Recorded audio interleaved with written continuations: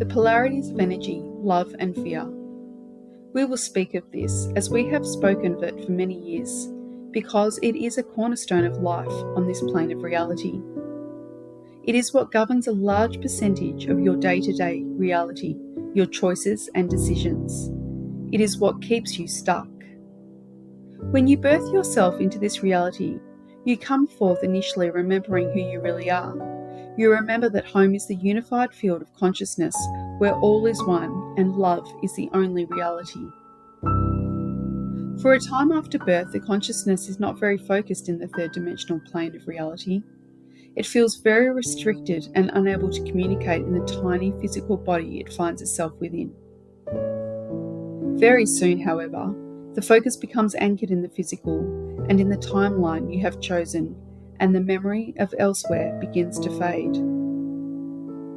In spite of being loved, usually the baby you finds that with the inability to communicate, your needs are not necessarily met when required.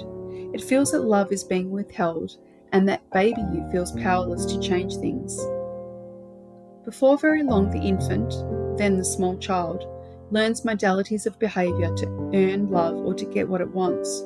You learn that if the child, the little you, behaves as you feel, you are not acceptable, not loved, and not worthy of love unless your behaviour is appropriate. You are also taught that the world is a dangerous and perhaps scary place. By the time you have reached the age of 6 years, you have been given negative reinforcement around 60,000 times. You also come to believe that love equals pain. Where someone you love punishes you or leaves you or dies, a part of you feels you have died of the pain of it. On top of this, there are the belief structures of the collective consciousness. Much of it is fear-based, and the belief structure of the familial unit. Much of the belief structure of the familial unit is not necessarily recognised as such. Sometimes it is simply the way we've always done things. Sometimes it is superstition or religious beliefs or rituals. There are things that help to shape your life. If these beliefs are fear-based or ideas that reinforce a belief that you or humankind in general is unworthy, then this becomes part of the matrix from which you create your reality. By the time you're about 6 years of age, the beliefs you have about you, who you are, and who you are in your world have become fixed. You grow up physically and mentally, but within there is still the child, the baby one, who believes, I am not worthy, or I am not enough. And this one mostly controls your life. By this we mean that every time you make a choice or decision in your life that is fear-based, it is that little boy or girl in control, not the rational, free adult.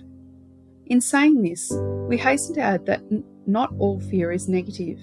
In certain situations, of course, fear and the compulsion to respond to it may well save your life. However, to have one's life ruled by fear is to be in prison. It means that you can never reach your full potential or allow yourself to be who you truly are. That little person who lives within you is the judge and the controller. He loves you absolutely and will do anything to keep you safe. In a way, every time you push down the fear, you are denying and abandoning that portion of you hidden away since childhood. When you are joyous, you flow with the feeling. When a situation provokes fear, you try to control it. You hide it or hide from it. You sweep it under the carpet and hope nobody else knows about it. It is not safe to be vulnerable. You cannot afford to reveal who you think you are because others will judge you and find you unlovable or worse. You cannot show your heart, else someone might put a knife in it. So you may say that the little person inside each of you is named fear. It is not evil or terrifying. It is not your enemy. It is that portion of you who has forgotten the truth, has forgotten who you really are. Our desire for you is that you will learn to transform the fear into love, to become all that you can be.